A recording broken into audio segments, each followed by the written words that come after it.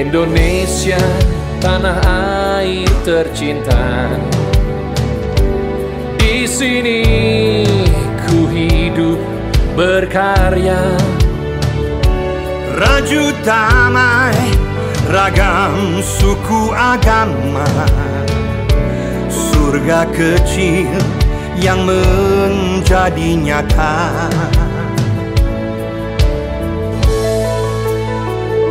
Pesona indah alam Nusantara, anugerah Tuhan Sang Pencipta. Pulau, gunung, lautan dan hutan rimba, diberkatilah bumi persada.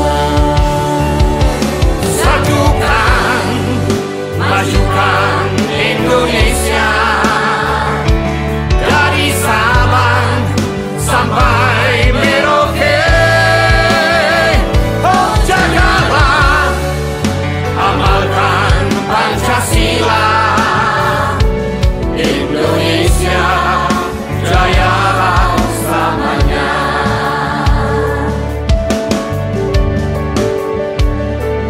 Kobarkanlah semangat kerja,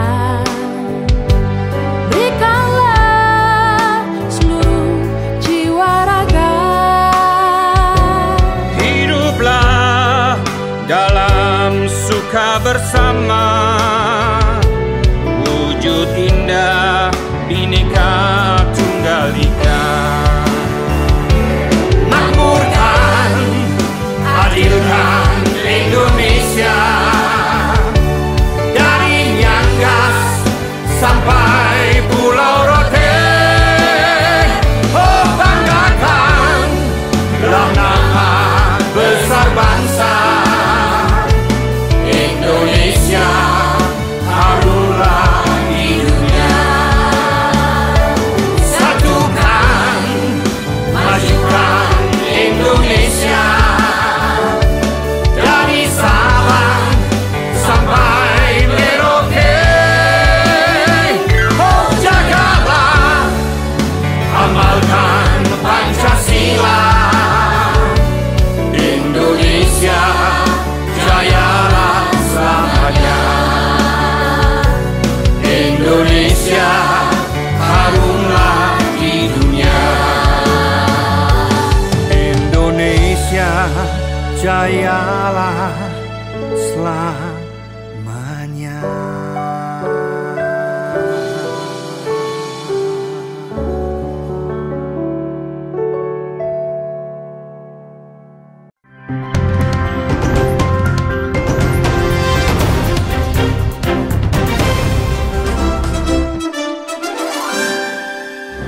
...76 tahun Indonesia merdeka.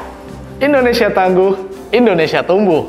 Assalamualaikum warahmatullahi wabarakatuh. Dari Kabupaten Batang, Jawa Tengah, kami hadir menyampaikan Suara Nusantara edisi 116. Rangkuman berita aktual dari berbagai penjuru tanah air yang tergabung dalam Asosiasi LPPL Radio dan TV Indonesia, diproduksi oleh LPPL Radio Abirawa FM Batang. Informasi yang pertama dari Radio RH Gorontalo. Gubernur Gorontalo Rusli Habibie membuka sosialisasi pengoptimalan vaksinasi bagi anak usia 12-17 tahun sebagai salah satu upaya dalam penyiapan pelaksanaan pembelajaran tatap muka terbatas di Provinsi Gorontalo. Info selengkapnya dilaporkan Vivi Alida.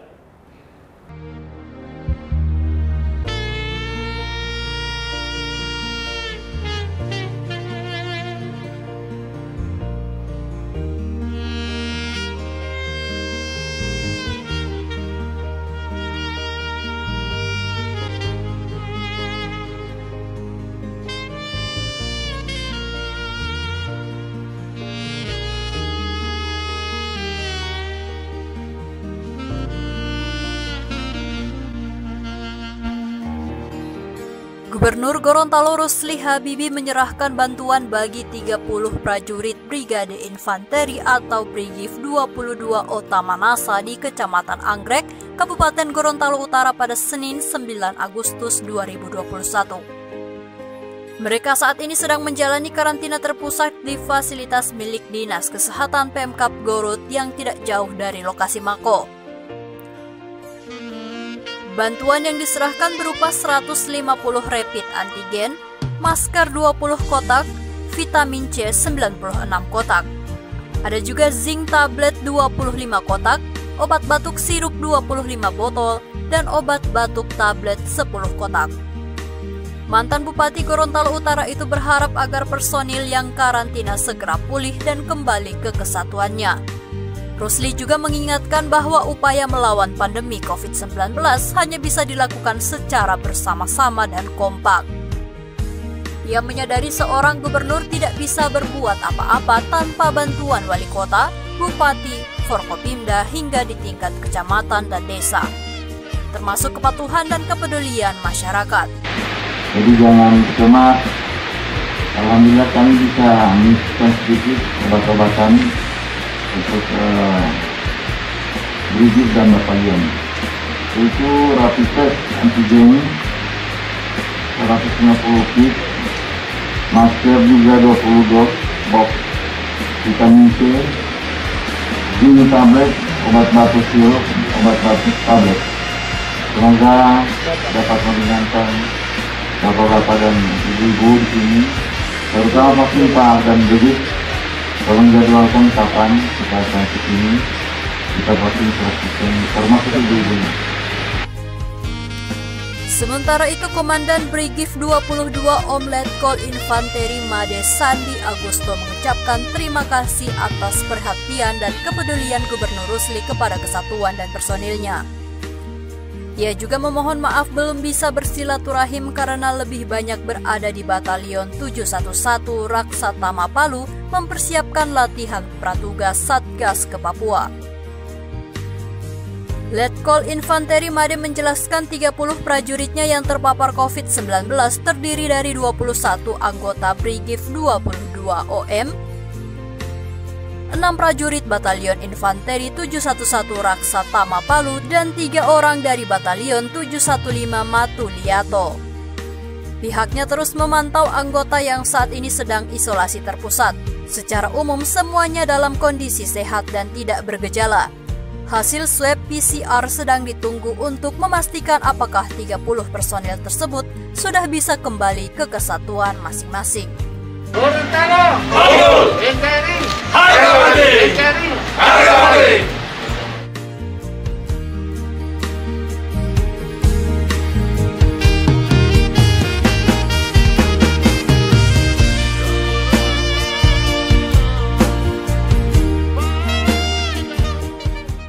Informasi selanjutnya dari Radio Suara Muara Enim. Jadi host webinar nasional Radio Suara Muara Enim siap dukung program UMKM di Indonesia. Reporter Andre Taulana melaporkan untuk Suara Nusantara edisi 116.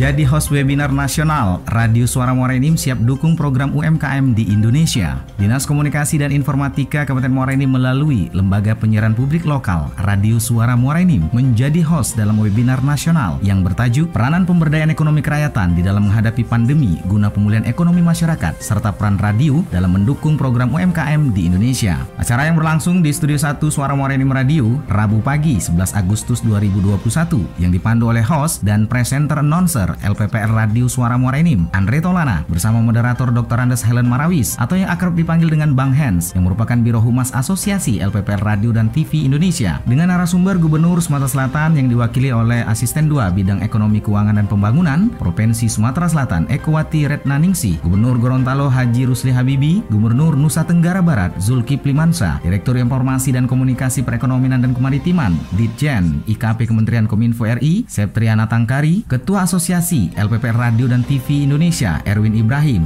dan diikuti oleh Kepala Dinas Kominfo Provinsi dan Kabupaten Kota se-Indonesia, pengurus Asosiasi LPPL, para Direktur LPPL Radio dan TV, termasuk juga para pelaku UMKM setanah air. Dalam sambutannya, Kadis Kominfo Muara Enim Ardian Arifanardi mengucapkan terima kasih kepada Asosiasi LPPL Radio dan Televisi Indonesia yang telah mempercayakan Radio Suara Muara Enim sebagai host ataupun pelaksana webinar nasional, dan juga tak lupa memberikan penghargaan yang setinggi-tingginya kepada para narasumber yang sangat luar biasa yang rela meluangkan waktunya. Sementara itu, Ketua Asosiasi LPPL Radio dan TV Indonesia Erwin Ibrahim saat membuka acara mengatakan pihaknya sengaja mengangkat tema tersebut karena dirinya memahami bahwa dengan adanya pandemi COVID-19 ini, banyak rekan-rekan UMKM baik di Indonesia ataupun di negara-negara Asia Tenggara, bahkan negara-negara di seluruh dunia juga mengalami resesi ekonomi. Semoga dengan sharing ilmu dan pengalaman yang diberikan oleh para narasumber-narasumber hebat ini, kita dapat menemukan langkah-langkah dan juga strategi dalam mendukung program UMKM melalui pemberdayaan ekonomi kerakyatan di dalam menghadapi pandemi guna pemulihan ekonomi masyarakat melalui LPPL Radio dan Televisi yang bermanfaat bagi pelaku UMKM dalam menjalankan usahanya tanpa harus bertatap muka. Andre Tolana, Suara Muara Enim Radio untuk Suara Nusantara.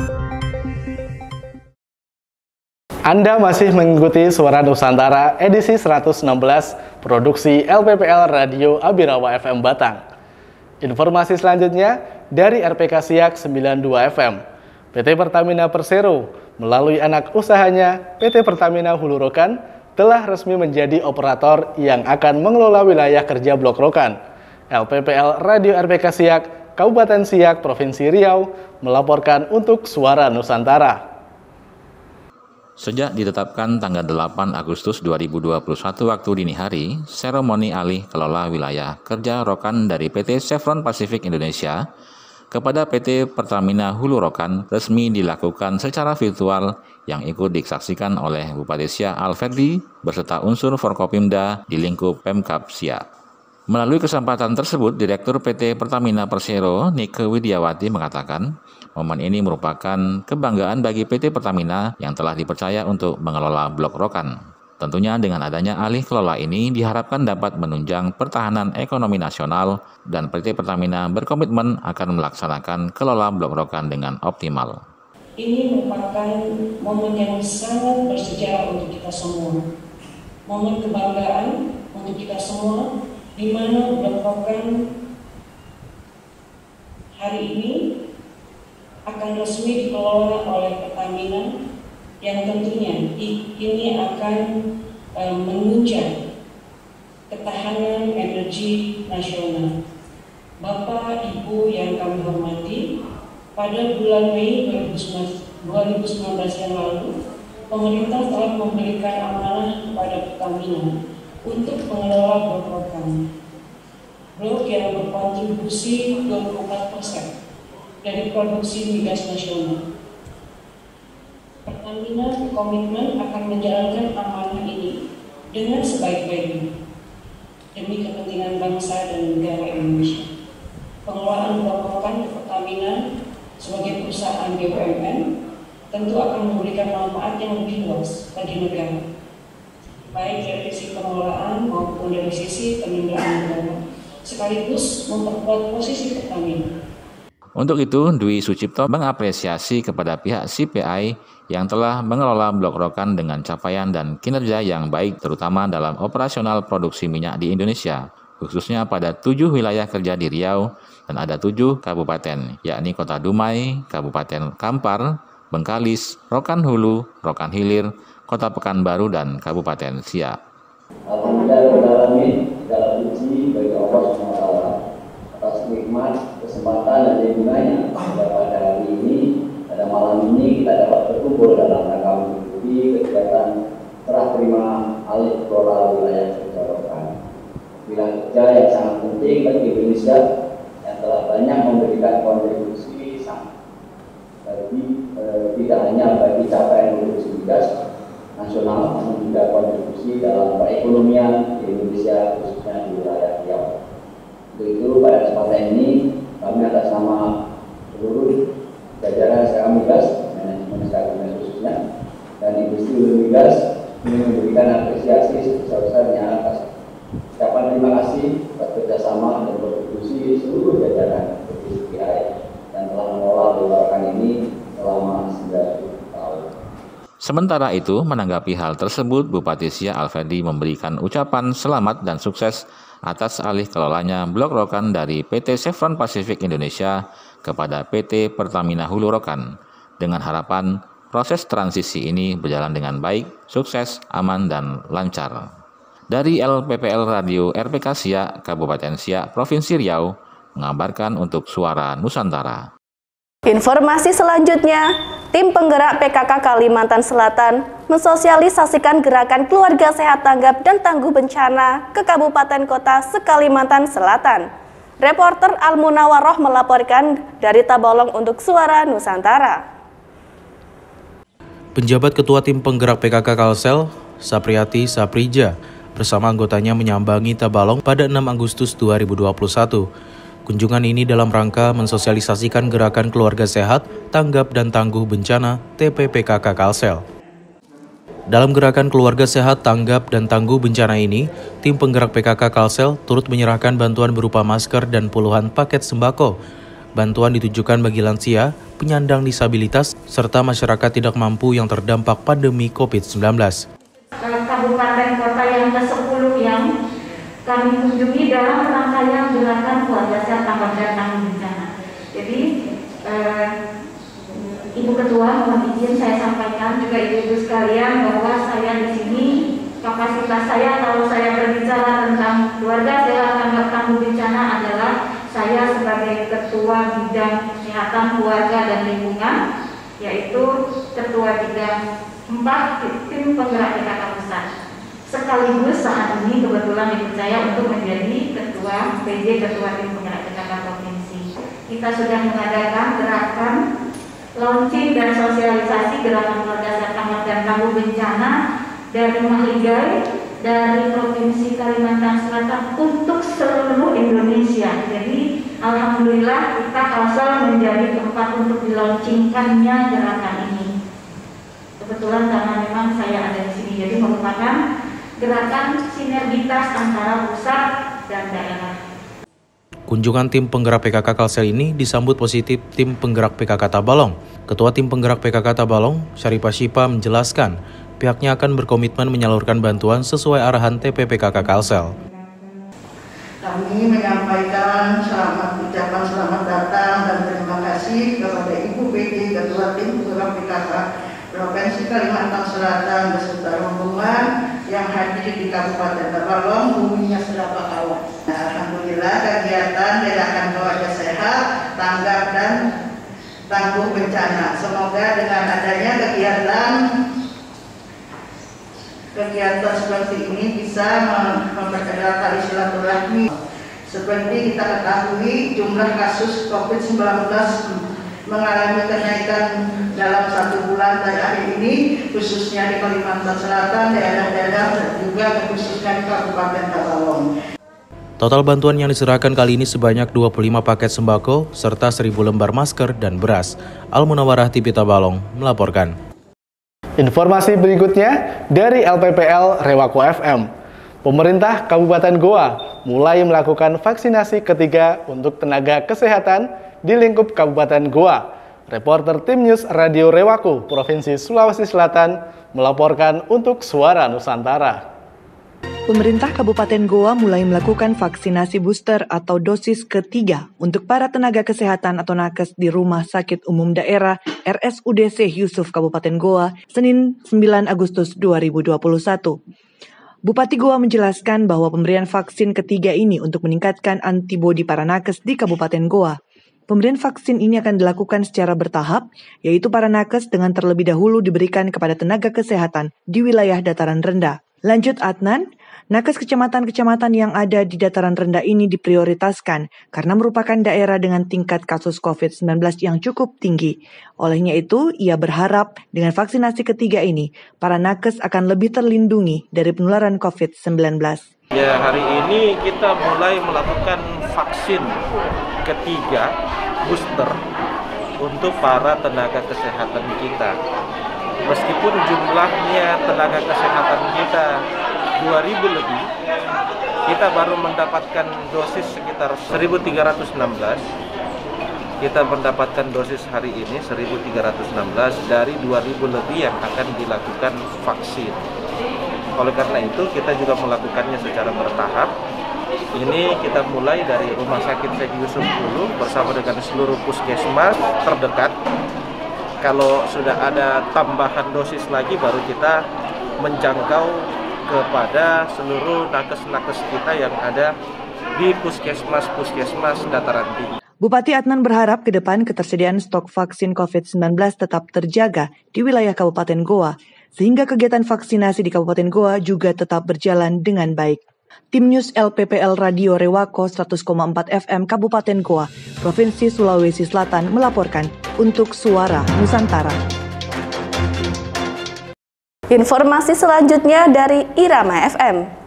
Bupati dan pimpinan DPRD sepakati Raperda RPJMD Kabupaten Purworejo 2021 hingga 2026. Reporter Dani Damara melaporkan untuk Suara Nusantara.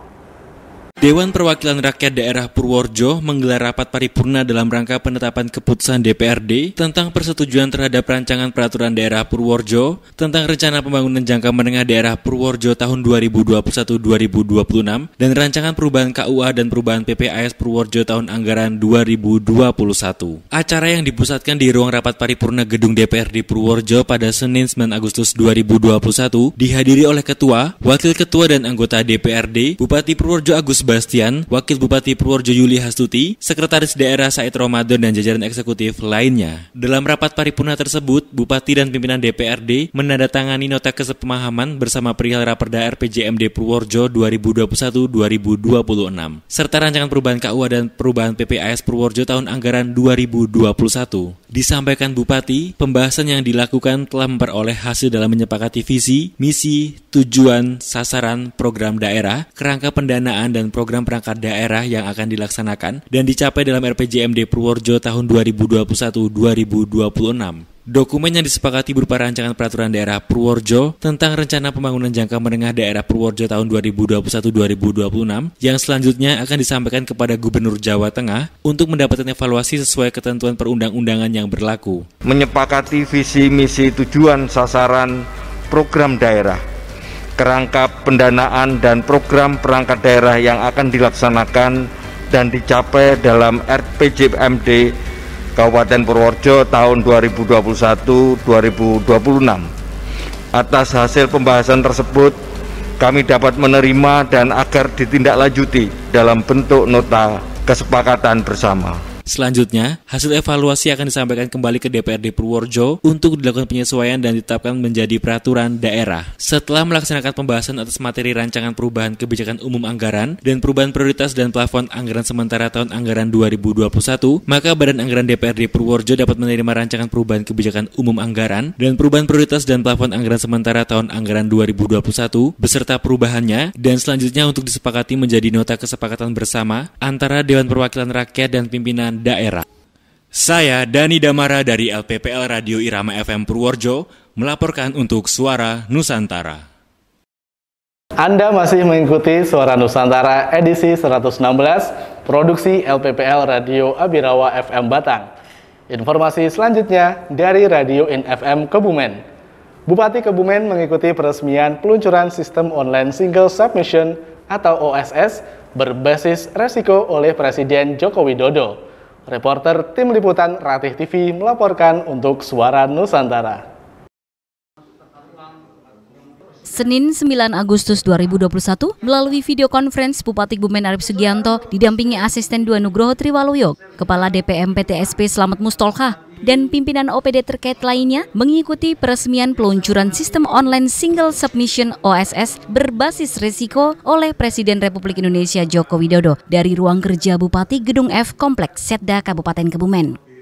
Dalam sambutannya, Presiden mengungkapkan bahwa dengan sistem OSS ini, para pengusaha mikro, kecil, menengah maupun pengusaha besar dapat mengajukan permohonan izin usaha secara online. OSS merupakan reformasi yang sangat signifikan dalam perizinan. Pasalnya, sistem ini menggunakan layanan berbasis online yang terintegrasi terpadu dengan paradigma perizinan berbasis risiko, sehingga nantinya jenis perizinan akan disesuaikan dengan tingkat resikonya. Sementara itu, Menteri Investasi Kepala BKPM Bahlil Lahadalia menambahkan bahwa sistem OSS berbasis resiko akan membuat proses perizinan kemudahan berusaha semakin cepat bagi pengusaha sehingga diharapkan bisa berdampak positif terhadap realisasi investasi ke depan dan membuat iklim kemudahan berusaha di Indonesia semakin baik. OSS berbasis risiko merupakan implementasi peraturan pemerintah nomor 5 tahun 2021 tentang penyelenggaraan perizinan berusaha berbasis risiko Kementerian Investasi BKPM yang merupakan aturan turunan Undang-Undang nomor 11 tahun 2020. Seusai video konferensi yang diikuti oleh pimpinan daerah seluruh Indonesia itu, Bupati Kebumen mengapresiasi sistem OSS ini dan berharap para pelaku usaha bisa memanfaatkan fasilitas ini sehingga apabila ada hal yang membutuhkan kelegalitasan usahanya sudah siap. Ya, tadi Presiden Republik Indonesia telah meluncurkan program OSS. Tentunya ini menjadi kabar baru, kabar baik, udara segar untuk para pengusaha, khususnya para pengusaha milenial ini sekarang diberikan kemudahan dalam berusaha. Jadi perizinan itu tidak harus datang bertemu bupati, tidak usah datang bertemu kepala dinas, tidak usah. Jadi bisa dari rumah menggunakan IT. Nanti kekurangannya apa juga tinggal dilengkapi. Jadi hal-hal lain bisa lebih mudah. Jadi dengan adanya OSS ini tentunya ke depan dari sisi daripada kreativitas masyarakat dalam berusaha ini sangat penting, dan kemudian masyarakat usaha itu sekarang jangan tanpa surat, harus ada surat. Jadi ketika kemarin kita memberikan bantuan itu yang ada yang mudah untuk ada suratnya, kalau tidak ya akan sulit. Jadi jangan kita mulai membiasakan diri bersurat, membangun rumah harus ada IMB-nya, jangan nanti bangun rumah sudah jadi bikin IMB ketika mau pinjam bank, kan sekarang seperti itu. Padahal ini sangat penting. Hal senada juga disampaikan oleh Kepala DPM PTSP Kebumen, seluruh pengusaha di Kabupaten Kebumen untuk mempunyai nomor induk berusaha NIB yang merupakan identitas milik pelaku usaha yang diterbitkan langsung oleh OSS. Sekarang di kami, di Kebumen khususnya, itu sangat mudah sekali perizinan karena kami sudah menggunakan semua aplikasi. Jadi yang namanya izin sekarang itu tadi yang disampaikan oleh Pak Bupati bahwa tidak perlu harus ketemu dengan Bupati, tidak perlu harus ketemu dengan saya, tidak perlu harus ketemu dengan kepala bidang, tugas tidak perlu. Sepanjang dia sudah bisa IT, betul dia punya akun, udah masukkan aja sistem ini usaha lewat buka ininya, silakan masuk. Berapa lama mungkin Pak untuk penerbitan itu Pak? Itu nggak lama, bikin NIB 2-3 menit lah, bahkan itu sudah jadi. Dari Kebumen, Tim Liputan Rati TV memberitakan. Informasi selanjutnya dari LPPL RCL Sukabumi.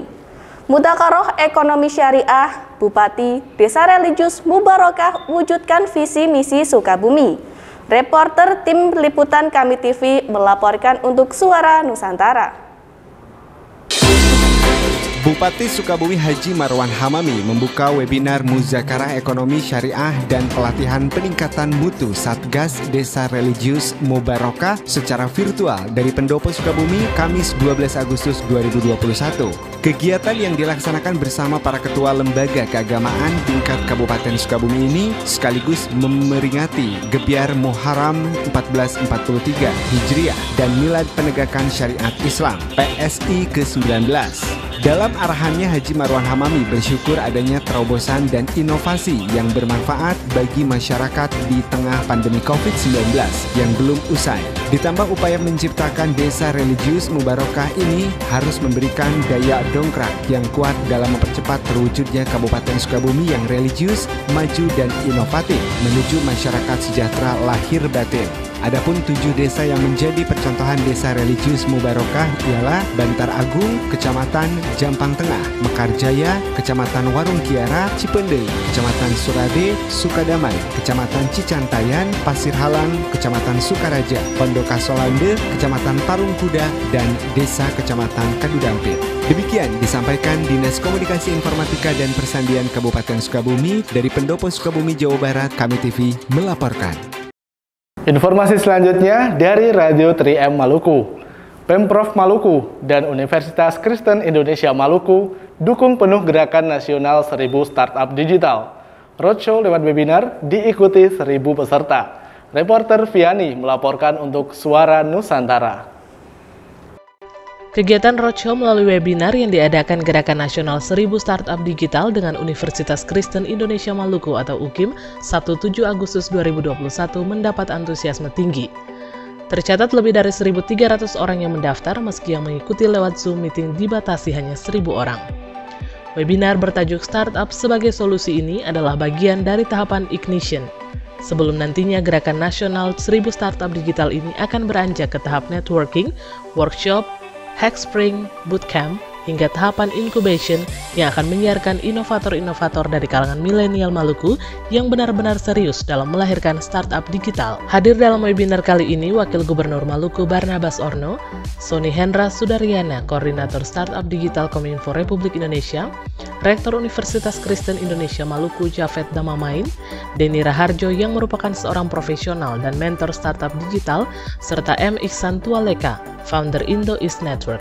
Webinar ini dimoderatori oleh Elviliana Watopa, Regional Officer Gerakan Nasional 1000 Startup Digital. Mewakili Gubernur Maluku Murad Ismail, Wakil Gubernur Maluku Barnabas Orno dalam kesempatan tersebut menyampaikan terima kasih dan apresiasi kepada semua pihak yang telah bekerja atau mengupayakan kegiatan tersebut dapat terlaksana. Semua ini tentu adalah bagian dari upaya kita bersama dalam memajukan daerah ini. Menurutnya situasi ini memang tidak mudah, tapi harus dijalani sambil terus berdoa semoga pandemi ini segera berakhir. Ia menambahkan, namun di balik setiap kesulitan ada hikmah yang bisa kita petik, antara lain dengan hadirnya berbagai inovasi baru, terutama yang diinisiasi oleh anak-anak muda seiring berkembangnya teknologi informasi melalui produk maupun layanan startup. Ditambahkan, berbagai inovasi yang ada telah menjadi senjata utama startup dalam menjalankan bisnisnya. Namun pada sisi yang lain, inovasi yang dihadirkan tersebut juga turut berkontribusi dalam menyelesaikan berbagai masalah serta tantangan yang dihadapi oleh masyarakat, terutama di saat pandemi yang belum bisa diprediksi kapan akan berakhir. Wakil Gubernur Maluku Barnabas Orno dalam kesempatan tersebut turut didampingi PLH Sekda Maluku Sadli I, Kepala Dinas Komunikasi dan Informatika Provinsi Maluku Samuel Ehuai, Kepala Dinas Sosial Provinsi Maluku Sartono Pining, dan PLT Biro Umum Sekda Maluku David Katayane. Berbagai inovasi yang ada telah menjadi senjata utama startup dalam menjalankan bisnisnya ya ini. Namun pada posisi yang lain, inovasi yang dihadirkan tersebut juga turut berkontribusi dalam menyelesaikan berbagai masalah, salah satunya masalah lapangan kerja, serta tantangan yang dihadapi oleh masyarakat, terutama di saat pandemi yang belum bisa diprediksi kapan akan berakhir. Kalau adik-adik, anak-anak kita, kaum milenial kita sudah bisa aktif soal ini, tidak perlu lagi orang ke pasar. Lewat digital online-nya saja orang belanja lewat dia. Iya kan? Oh, itu luar biasa sekali. Sekarang saja kita pesan kue, kita pesan apa, itu cukup lewat online. Ini harus direbut.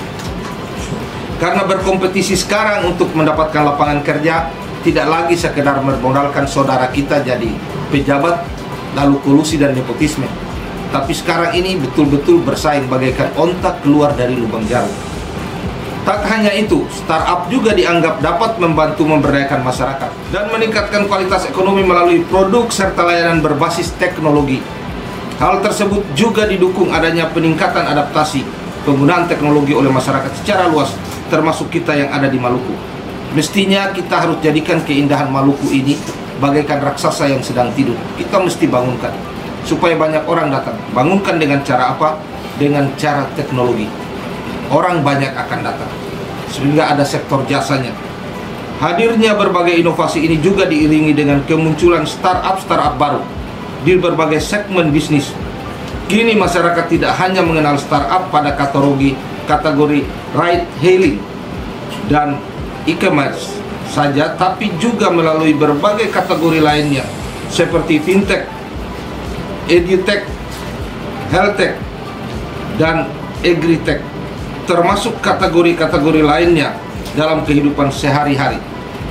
Kemunculan berbagai variasi startup tersebut juga tidak terlepas dari transformasi digital di berbagai sektor bisnis.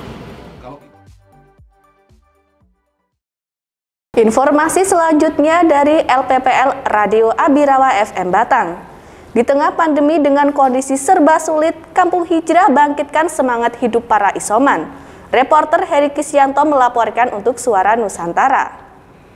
Pandemi COVID-19 yang belum usai mengharuskan warga yang terpapar virus tersebut menjalani isoman. Hal itu membuat kiprah komunitas Kampung Hijrah makin meluas hingga ke pelosok desa. Tak hanya membagikan makanan gratis di area Kecamatan Batang, namun kini melebar hingga Kecamatan Bandar. Di tengah pandemi dengan kondisi yang serba sulit, Gotama Bramanti bersama seluruh relawan berupaya membangkitkan semangat hidup para isoman.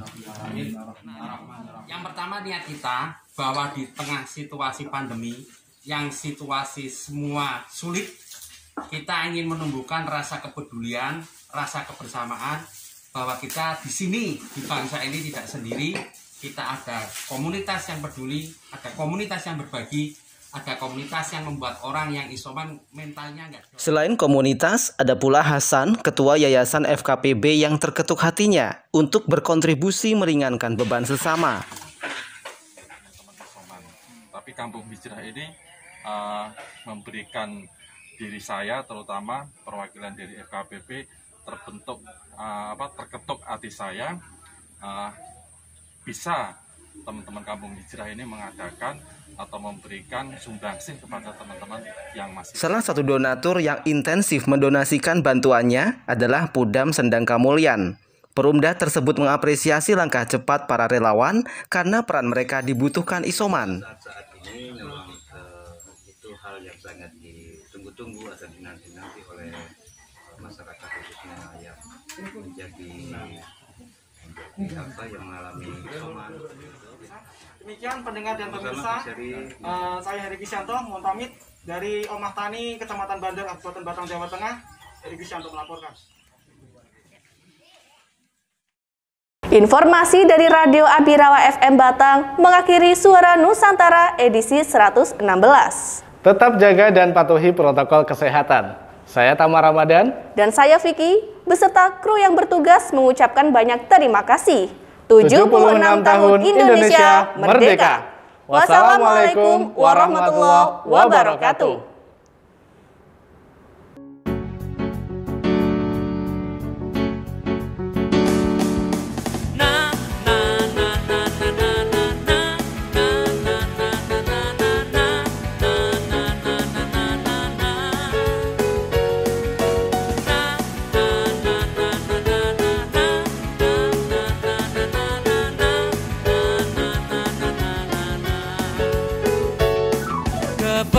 Kebersamaan insan radio dan TV nasional, organisasi asosiasi LPPL Indonesia, jalankanlah amanah yang sangat mulia.